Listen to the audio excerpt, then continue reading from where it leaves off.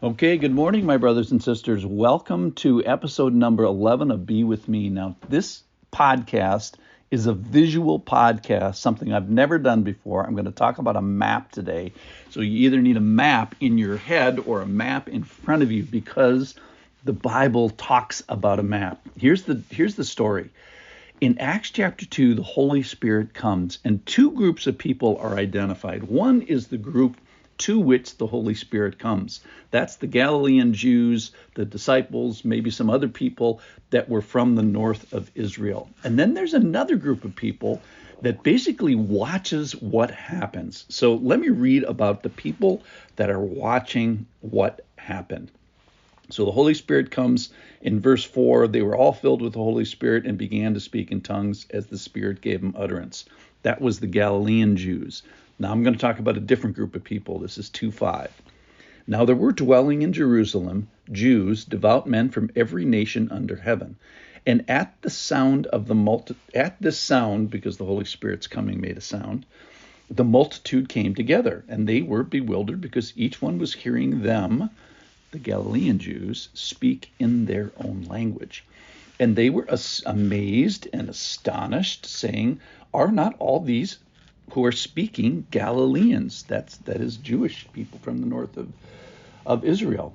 "And how is it that we each of us hear him in our own language?"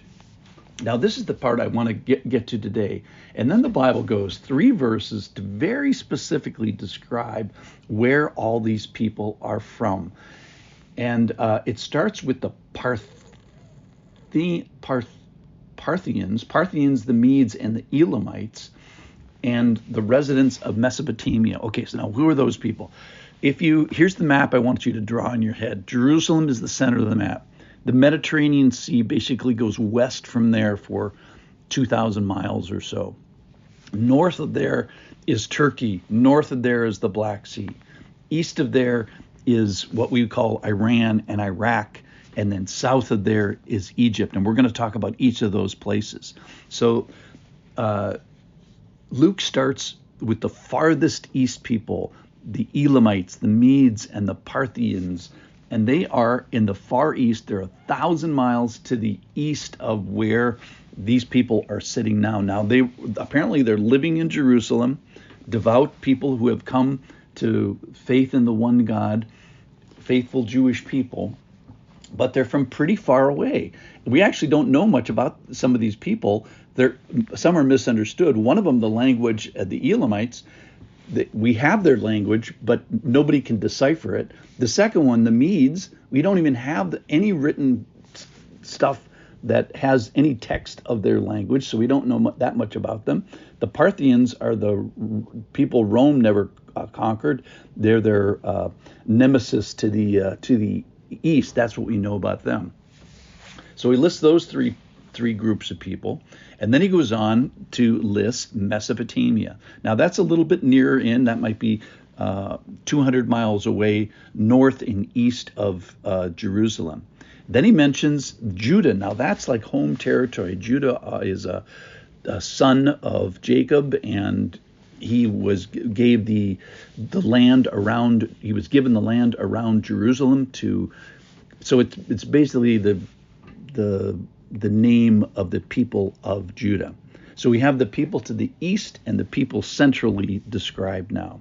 So then he takes a walk through Cappadocia, Pontus, Asia, Phrygia, and Pamphylia. And those are basically terms for Turkey. If you go straight north out of Jerusalem, you're going to go through the Cilician gates near Tarsus, where Paul was born. You're going to end up going to Cappadocia, and you're going to hit the Black Sea.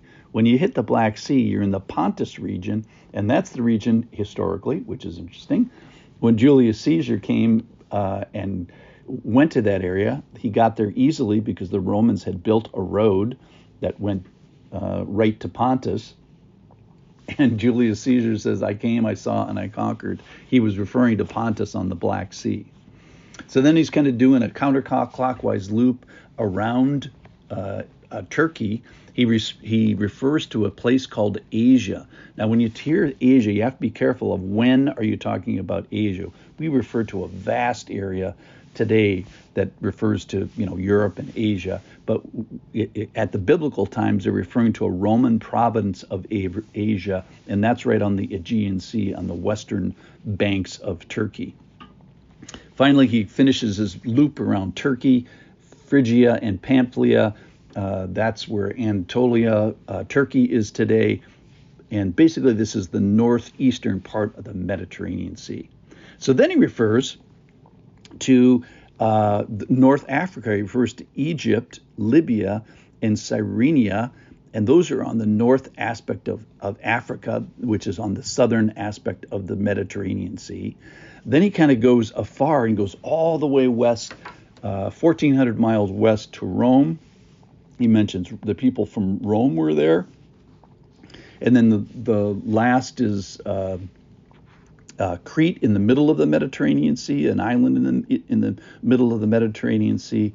And then finally Arabia, which is the southeastern desert past Israel.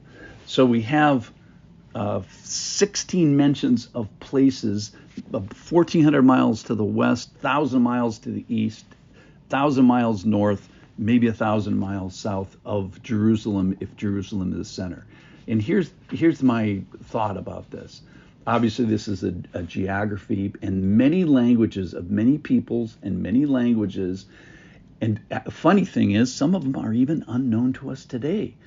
And some of them are known to us, but are indecipherable to us. But they are known to God. So God knows these languages, and he knows the places, and he knows the people. And I think he put these 16 references to places to tell us that he knows these people. And they end up being amazed and perplexed and astonished in many languages. And I think today, the bigness of God, the beauty of God, as we look at this map, we can be astonished in our own language. Thanks for listening.